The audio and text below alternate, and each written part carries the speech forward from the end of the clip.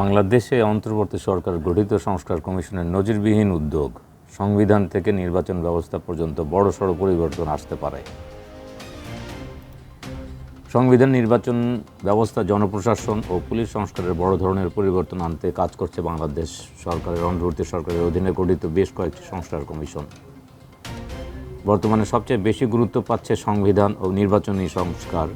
সংবিধান সংস্কার কমিশন পঞ্চদশ সংশোধনী বাতিল, আনুপাতিক ভোটিং, দ্বিকক্ষ বিশিষ্ট সংসদ চালু, প্রধানমন্ত্রীর ক্ষমতা কমানো সহ বেশ কিছু প্রস্তাবনা দিয়েছে।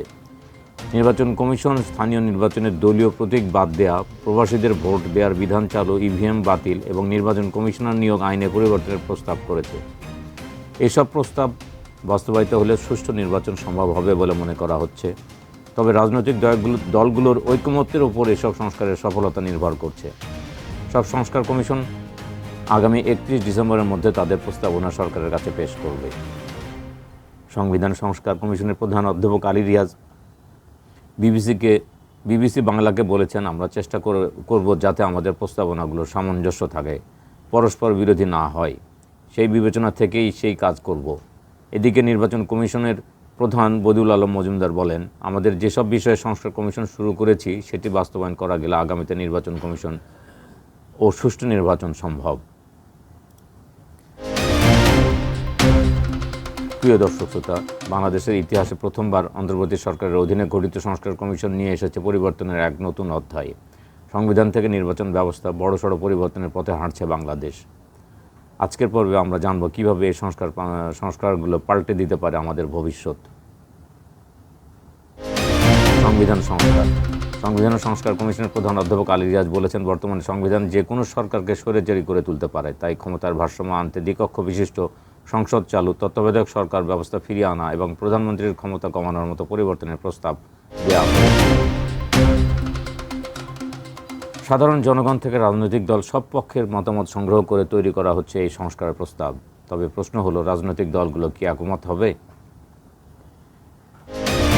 নির্বাচন ব্যবস্থা। নির্বাচন কমিশন প্রস্তাব করেছে ইভিএম বাতিল, দলীয় প্রতীক ছাড়া স্থানীয় নির্বাচন এবং প্রবাসীদের ভোটাধিকার। তবে সবচেয়ে চমকপ্রদ প্রস্তাবটি হলো নির্বাচন কমিশনার নিয়োগ আইনে পরিবর্তন।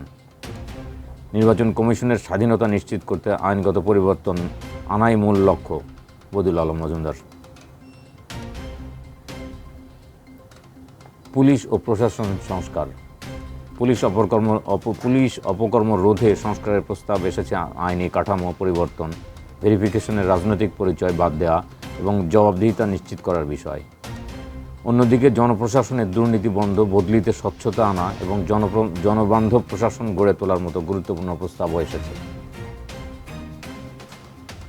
চ্যালেঞ্জ ও সমালোচনা।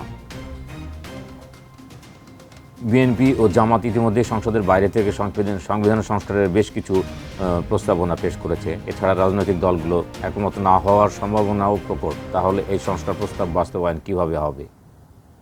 দর্শকবৃন্দ, সংস্কার কমিশনের এই প্রস্তাবগুলো নিয়ে কী ভাবছেন আপনি? আপনাদের মতামত জানান কমেন্টে। পরবর্তী আপডেট পেতে চ্যানেলটি সাবস্ক্রাইব করুন এবং নোটিফিকেশনে অন রাখুন। আজকের মতো এখানেই শেষ করছি। ধন্যবাদ।